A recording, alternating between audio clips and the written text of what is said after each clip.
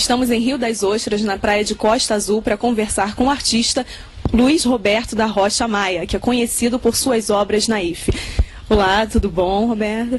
Queria que você contasse um pouco mais sobre a arte naif e como ela se diferencia das outras. Bem, a arte naif ela está justamente no campo oposto da arte acadêmica, da arte realista. Enquanto as demais áreas de arte, tanto na pintura quanto na escultura, vão buscando essa linha mais acadêmica, ou já o modernismo, né, que não deixa de ser uma linha desenvolvida também dentro de propostas de estudo de arte, de forma orientada, de forma por influências de outros segmentos de arte. A arte naif não, a arte naif é de liberdade total. Então nós não temos nenhum tipo de curso, formação, influência.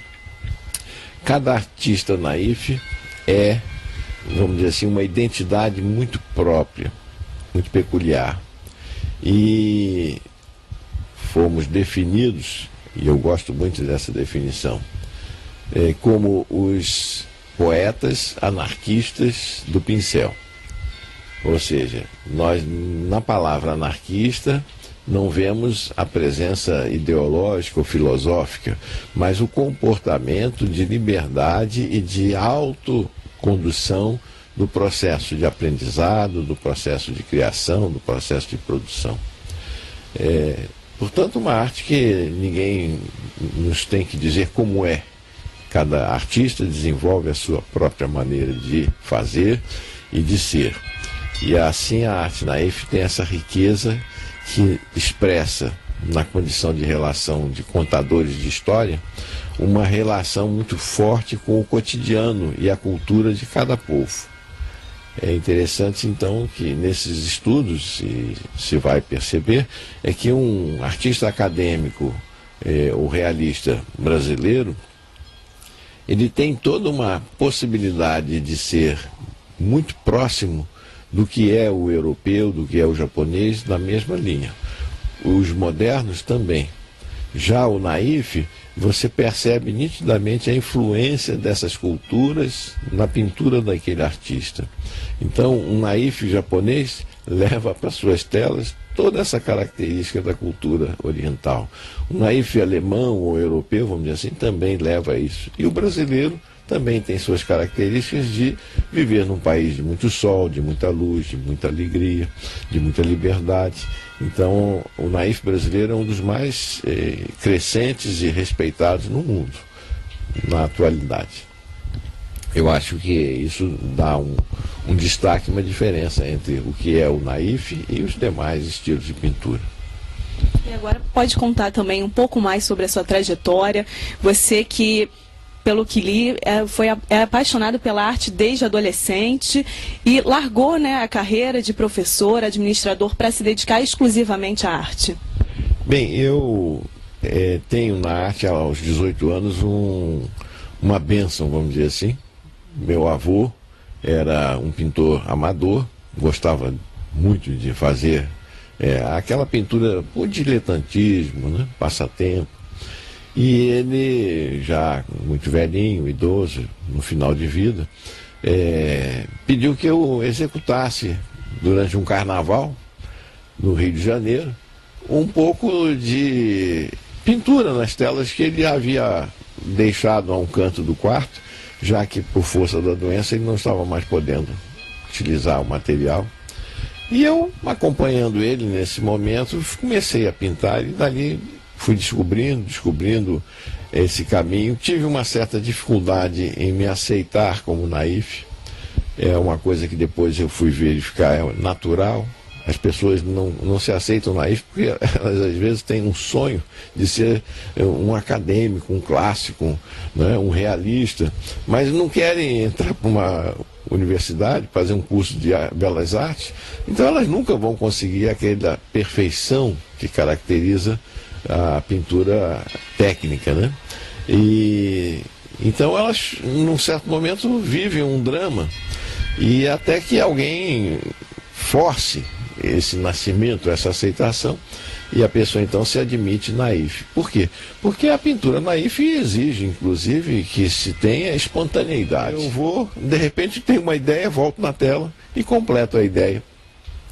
Eu posso estar sonhando à noite e no dia seguinte, logo cedo, estar diante da tela colocando o que eu sonhei. Então essa liberdade fez com que eu me apaixonasse. E aí me tornei, não só como artista, mas também como admirador da arte na IFE, vamos dizer assim, um defensor. Porque aquilo que às vezes não é bem esclarecido, não é bem conhecido, fica, vamos dizer assim, sofrendo as consequências das críticas que a ignorância produz. E eu acho que podemos divulgar e difundir a arte na IFE e mostrar às pessoas que ela pode não ter a perfeição técnica do realismo, né? Mas ela tem a liberdade e a espontaneidade da criação, e do sonho, do conto, da história, do transpor para a tela aquilo que a sensibilidade do artista deixa aflorar. A partir do momento em que eu me aposentei, então agora eu me dedico totalmente só à pintura. Eu não diria que eu abandonei o resto, mas eu tirei proveito enquanto estive trabalhando como administrador, como professor, o máximo possível do uso da arte na IFE para a nossa, vamos dizer assim, nosso aproveitamento, né, com os alunos ou com os nossos clientes. Rocha Maia, conta pra gente por que é dito que muitos pintores escolhem a arte na IFE por ingenuidade. Bem, a palavra é interessante, porque naïf vem do francês e a tradução seria exatamente ingênuo. Ela surge quando Henri Rousseau, ou Douanier Rousseau, como era também chamado, foi um artista que incomodou aquelas elites, aquelas, vamos dizer assim, figuras, né, que eram mais ou menos já reconhecidas mundialmente como de grande importância para as artes plásticas e que participavam de um famoso salão de arte que acontecia, ainda acontece em Paris. E ele insistia em tentar participar, só que ele não era um acadêmico, ele não fazia parte daquele mundo dos pintores. E ele insistiu tanto que acabaram então criando um salão dos que foram recusados a participar do salão oficial. E esses artistas puseram fora, na parte externa praticamente, né, do local do salão. E Douanier Rousseau, quando apresentou nessa condição os trabalhos dele, recebeu de um jornalista, como uma forma talvez até de depreciação do trabalho dele, esse carimbo, né? Essa classificação. É uma pintura naif, é ingênuo, como querendo diminuir. E, na verdade, acabou batizando essa corrente de pintura, e também de pensadores, porque para pintar naif tem que se pensar também ingenuamente, tem esse sentido mais primitivo. Então a pessoa às vezes liga primitivo a uma pintura, vamos dizer, de uma civilização muito, como os índios, vamos dizer assim, muito selvagem, muito ainda de aldeias, né? E, na verdade, primitivo que é a forma primeira, a forma como vem, a forma de espontaneidade. Então a forma primitiva, ela passa a ser importante nessa forma de pintar com liberdade, com expressão de, vamos dizer, não ter ninguém conduzindo, ninguém criticando, isso pode, isso não pode. A partir desse pintor francês, o mundo então ganha mais uma expressão de arte que, vamos dizer, recebe na sociedade de maneira geral e na crítica de arte também um reconhecimento.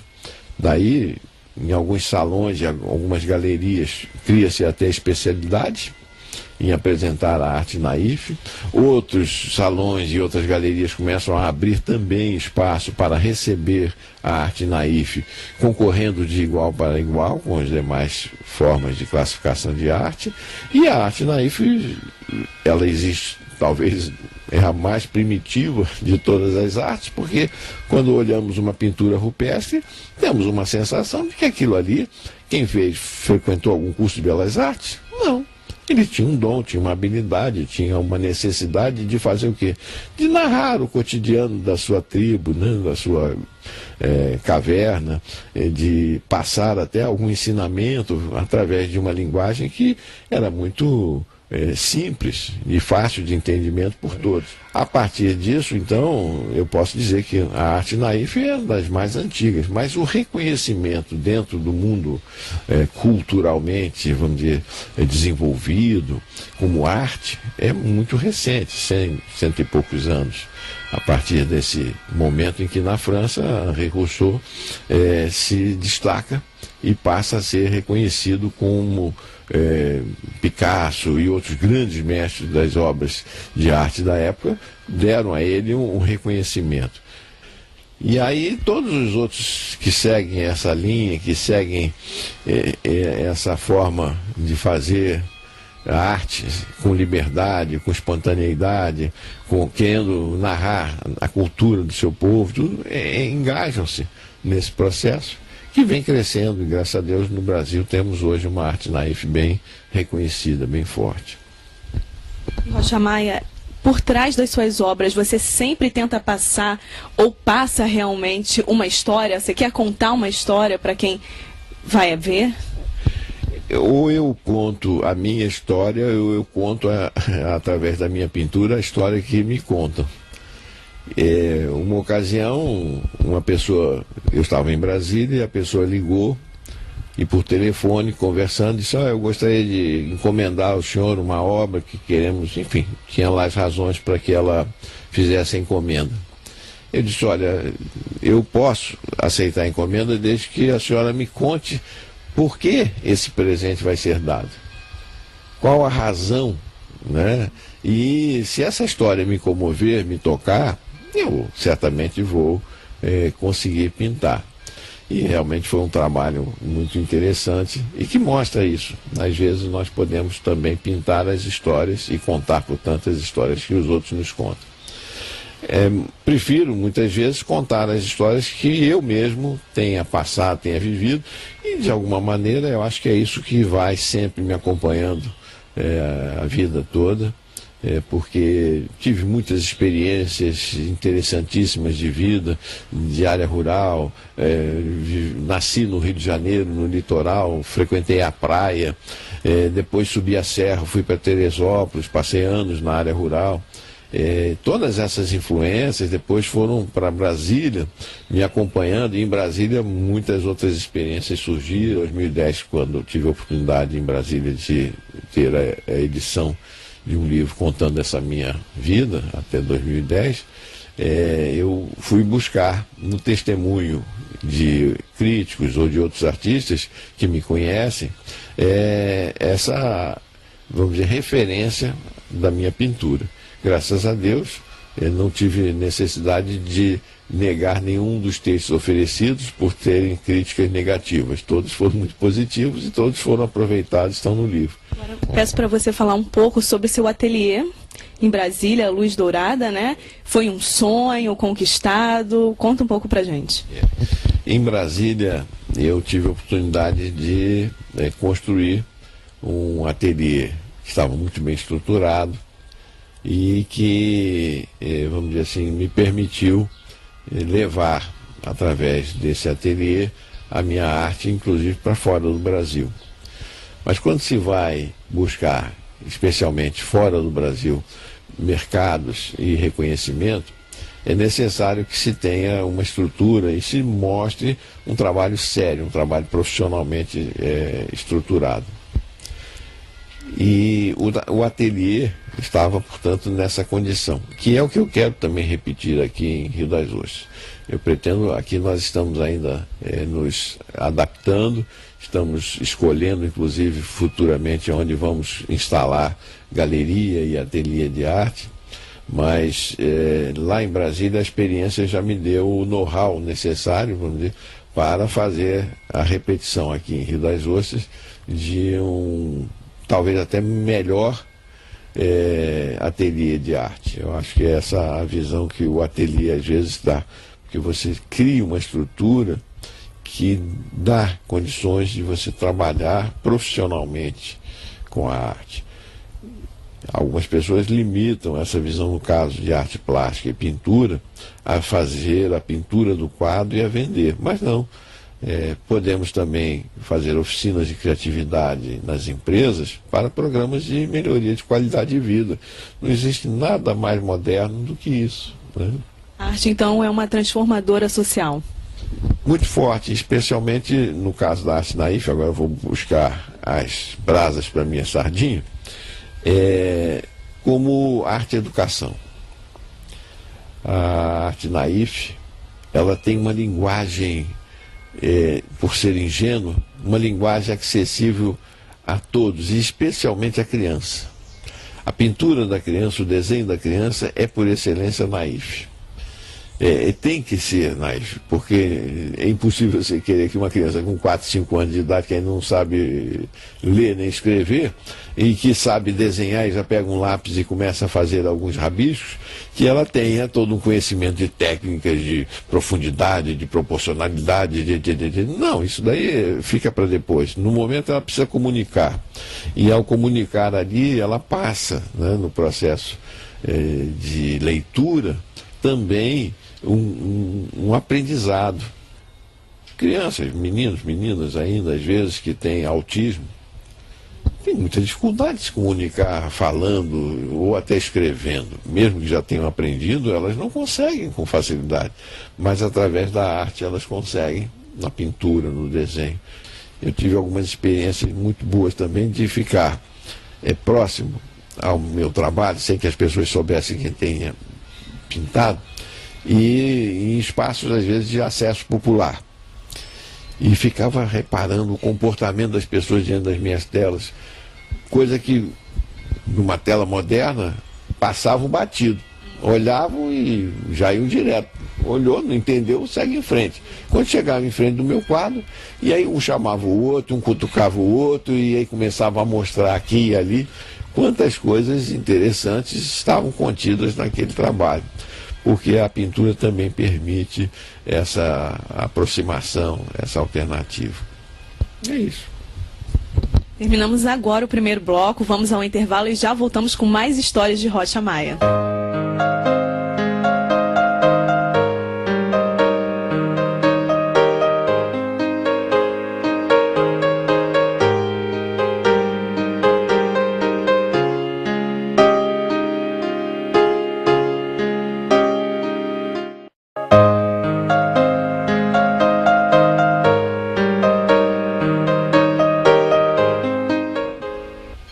Voltamos aqui com Rocha Maia, diretamente de Rio das Ostras. E agora uma curiosidade minha. Vendo seus quadros, suas obras, a gente percebe que há predominância de negros. E por que isso? E tem um quadro também que você se autorretrata no Evolução e Relatividade. Professor Rocha Maia. Queria que você explicasse para a gente o porquê. Muito obrigado. Essa pergunta tem sido feita várias vezes, porque as pessoas ficam curiosas com os personagens. Eu utilizo muito. Eu não digo que é uma, vamos dizer assim, obrigação representar todos os meus personagens com a tinta preta. Algumas pessoas até fazem essa alusão à raça e até elogiam, porque vem nisso uma expressão, vamos dizer assim, de não racismo, sei lá, alguma coisa assim. Eu tenho uma certa dificuldade em explicar, porque são tão intrincados os fatores que levaram à opção de dar à figura humana nas minhas telas o pigmento, né, preto, da tinta preta, que eu às vezes respondo com pergunta. Eu digo assim, e por que não? Né? Que a pessoa, mas por que você pinta todos os seus personagens, todos pretinhos? Eu digo, por que não? Então, se a pessoa me disser por que eu não devo pintar, eu talvez possa responder. Mas é simples. Numa observação, não da luz, Porque na luz é o inverso do que eu vou dizer. Na luz você tem sombra, aonde existe a ausência, né, de cores, e quando você tem a luz, você tem a presença de todas as cores. Já no pigmento é o inverso. Quando você tem a tinta branca significa a ausência de todos os pigmentos. E a tinta preta significa a presença de todos os pigmentos. Então, lógico, se eu quiser representar que existe uma pessoa de, vamos dizer, pele morena, pele branca, pele vermelha, pele amarela, eu vou ter que buscar uma forma de pigmento que dê essa representação. E já fiz uso disso, portanto, eu digo, não me sinto obrigado a ter sempre que representar os meus personagens com a tinta preta. Mas eu optei porque a tinta preta é isso, quer dizer, a presença de todos os pigmentos.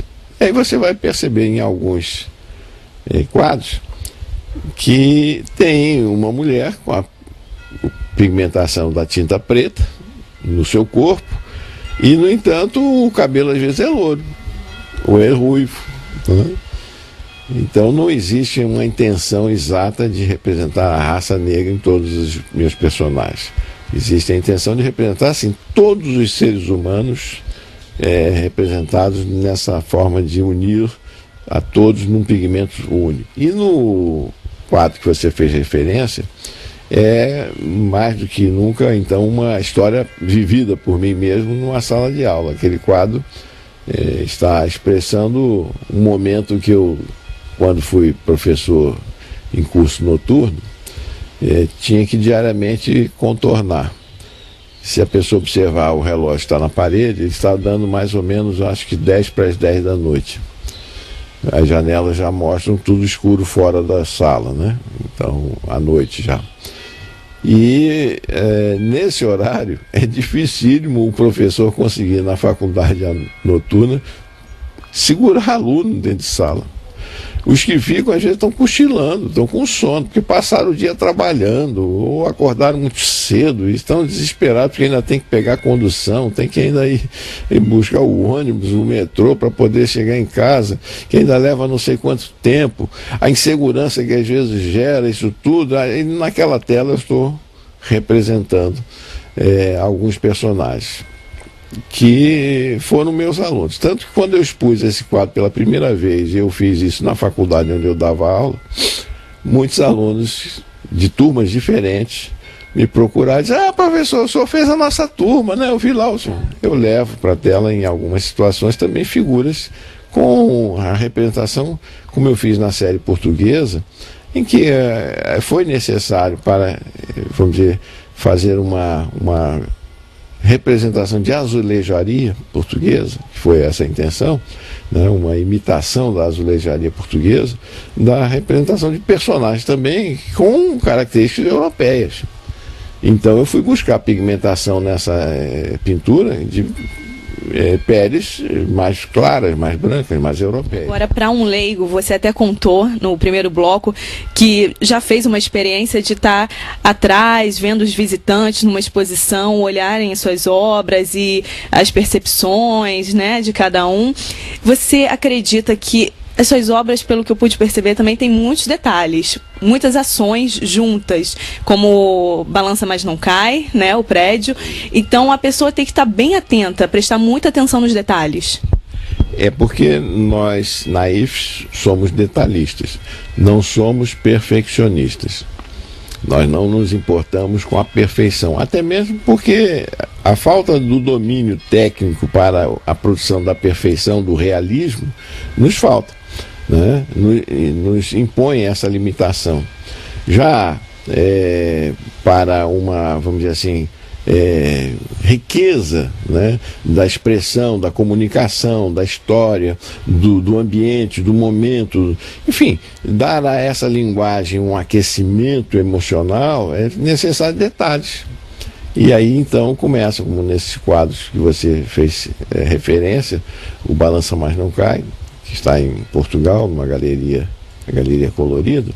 Esse quadro, ele mostra como seria se nós, de repente, diante de um prédio como muitos milhares de prédios existem, nós tirássemos de uma hora para outra aquela cortina de fachada, removêssemos, né, as paredes e deixássemos escancarada a intimidade de cada apartamento das pessoas que ali vivem. E aí eu fui compondo pelas minhas lembranças de vida, quando tive a infelicidade, vamos dizer assim, entre aspas, de ter que morar em apartamento, que não aparta nada, a gente sabe, né? De ter que ficar ouvindo e percebendo por sons ou por, enfim, até odores, etc., as condições de como seria a vida dentro dos vizinhos, casa dos vizinhos. Em relação a um outro que eu pintei, que também está lá em Portugal, é o CPMF, Carioca Pobre, Medicina Falida, CPMF. Esse foi, na época, uma crítica a uma tentativa do governo de restabelecer a cobrança da taxa, né, da CPMF, dizendo que aquele recurso se destinava a resolver os problemas da saúde no Brasil. Quer dizer, estamos agora novamente tendo esse assunto voltando à baila. Essas manifestações têm como um dos alvos de reclamação do povo as condições como a saúde é ofertada, a saúde pública é oferecida. E aí eu percebi, poxa, esse quadro ainda continua atual, né? E ele mostra então também em vários momentos a minha crítica, às vezes ela é um pouco mordaz, ela é um pouco, vamos dizer, satírica, como as pessoas têm, por exemplo, nos hospitais públicos as enfermarias. E no meu quadro a enfermaria chama-se Infernaria, né? E está logo ao lado da capela para receber o corpo dos que falecem no hospital e ficam lá sendo velados. Isso tudo também nessa mesma proposta de tirar a fachada do hospital e desnudar essa relação onde algumas figuras que lá estão expostas no quadro dizem muito às pessoas que passam por aquela situação de ter que ter fila ou de ter um desespero, e quando chega no hospital, greve. Então os médicos, o corpo médico está em greve. E como é que ela faz? E os grandes eventos que acontecerão no Rio de Janeiro, como Copa do Mundo, Olimpíadas e até as manifestações que ocorreram no Brasil mês passado, né? Eu queria saber se já te inspiram a retratar em forma de arte? É interessante que às vezes as pessoas me falam isso. Ah, você tem que aproveitar, vai vir a Copa do Mundo, faz muita coisa de futebol que é para vender. O outro, vai vir a Olimpíada, faz alguma coisa aí de esporte que é para poder vender. Realmente, eu acho que tem que me tocar, tem que ser alguma coisa que me diga a alma o sentido de pegar uma tela e transformar isso numa história. Pode ser que ainda venha a acontecer de pintar alguma coisa relacionada, como eu já fiz em outros momentos, a futebol, né? Ou expressar alguma coisa sobre a Olimpíada. E até essas manifestações que já estão acontecendo já começam a me tocar, já começam a me empolgar em mostrar alguma coisa. Mas ainda não parti para essa visão. Tá? Eu estou ainda na visão muito de estou chegando a Rio das Ostras, vim buscar tranquilidade, paz, vida boa. Tem também numa área naif de pintura que eu diria bastante voltada para a venda, uma coisa que eu acho condenável. É aquela pinturinha para turista, que você chega em Salvador e todo mundo que você olha tem um quadrinho para oferecer que parece que foi o mesmo pintor que repetiu, né? Você chega na Paraíba, você olha os quadros e de repente tem aquela pinturinha que todo mundo faz repetindo, porque é para turista, é coisa para turista. Não sei se eu vou até ser obrigado um dia para sobreviver, ter que cair nisso, porque o brasileiro consome artesanato. Às vezes até um artesanato mal feito, barato, sem gosto. Mas o brasileiro não tem assim uma cultura de consumo de arte. É uma coisa que se pode até fazer um levantamento e perguntar, e eu acho que a estatística não vai ficar muito longe da minha visão. Quantas vezes por ano, quando você pensou em dar de presente a alguém que você gosta, que você preza, que você lembrou, vou dar um quadro de pintura ou uma escultura? Não, você talvez dê uma lembrancinha, às vezes você vai dar dentro das suas condições e limites de orçamento, alguma coisa que você pode comprar, ou simplesmente vai mandar flores, vai mandar um cartão, mas não vai pensar em dizer assim, não, eu vou primeiro ver se eu posso comprar uma bela peça de arte para ofertar, né?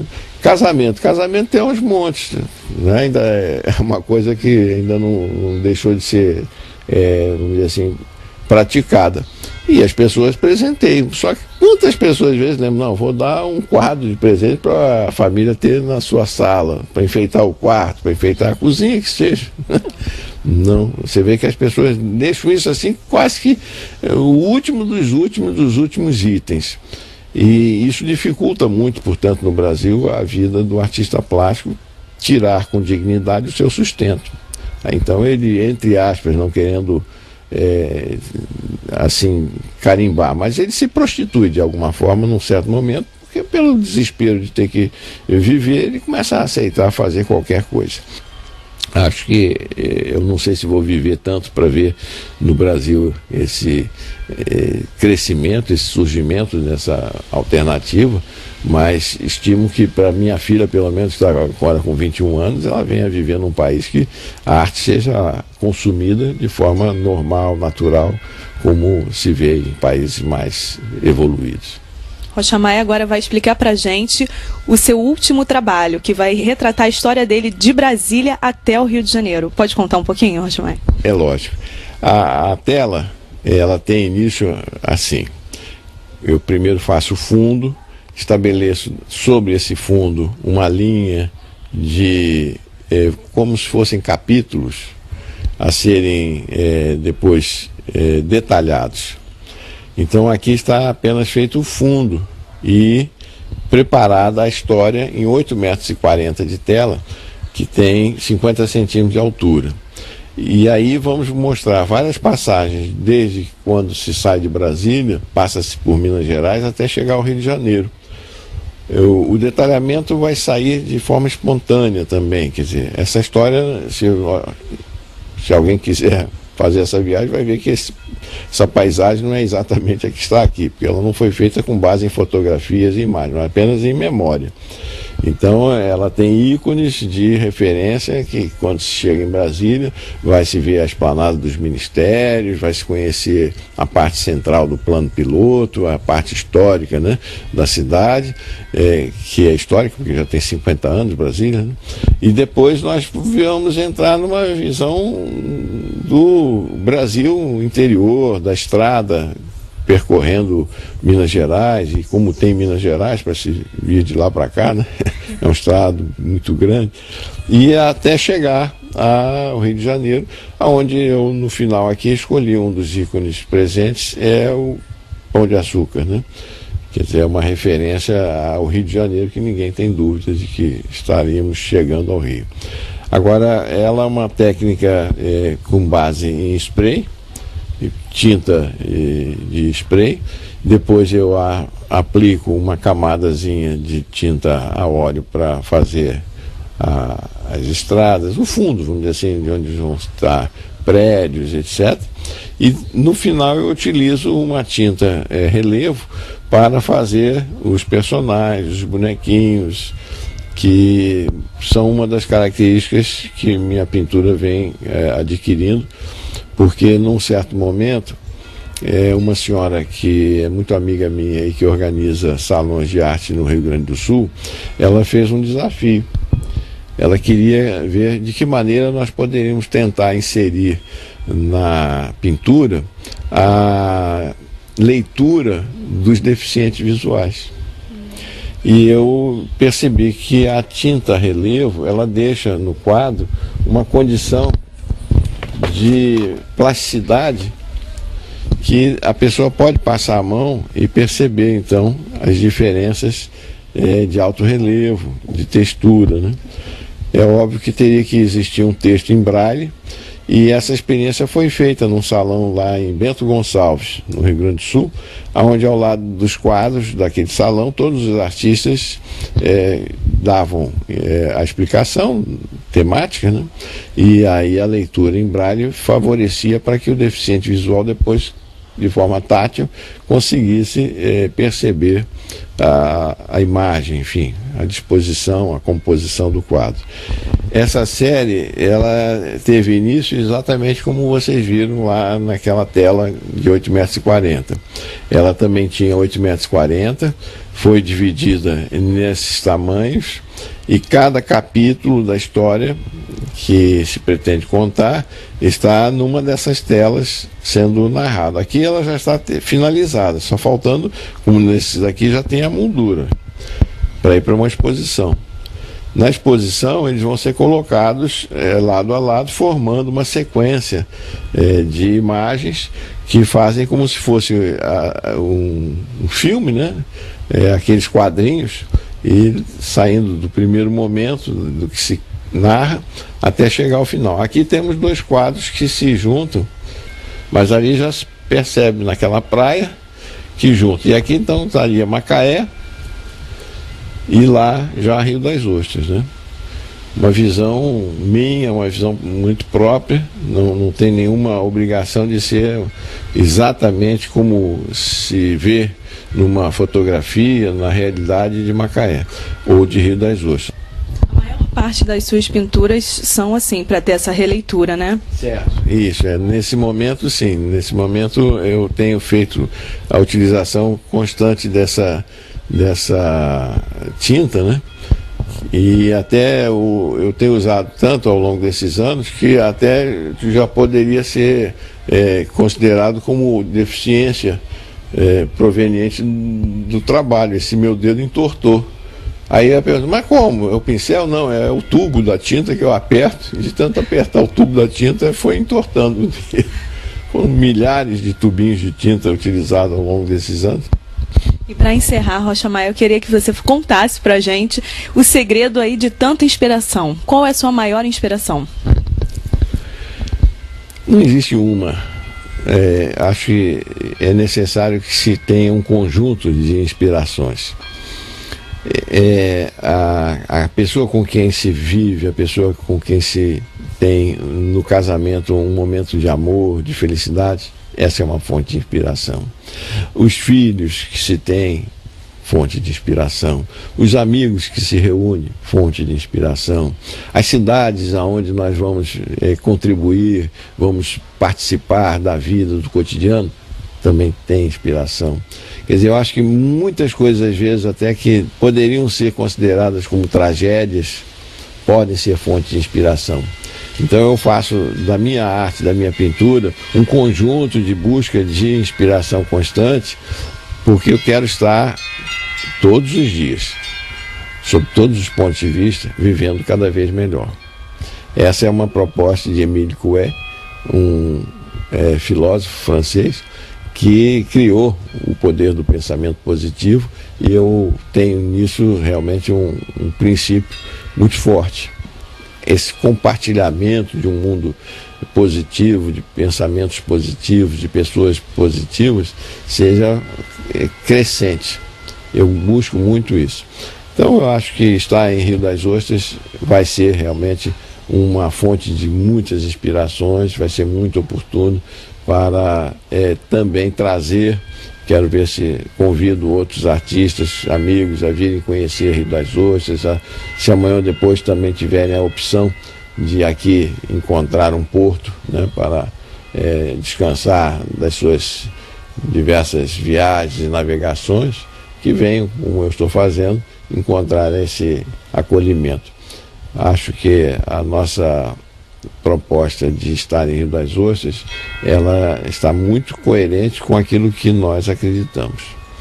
E a minha vida tem sido pautada por essa busca de viver para ser feliz na tranquilidade e na humildade. Nunca fui de ostentação, não vivo com ostentação, e quando tive a oportunidade de conviver com os ambientes como Brasília oferece, de palácios, né, dos nossos ministérios, das pompas e circunstâncias da vida de governo federal, eu sempre me posicionei como técnico, me posicionei como uma pessoa a serviço do serviço público, da causa pública, e no momento certo me aposentei e estou aqui vivendo agora essa oportunidade, né, de continuar com projetos na área de cultura. É isso que eu quero fazer. Muito obrigada pela entrevista, agradeço muito. Esse foi um programa do Lembrei de Você, o ateliê aqui em Rio das Ostras. Até o próximo, muito obrigada.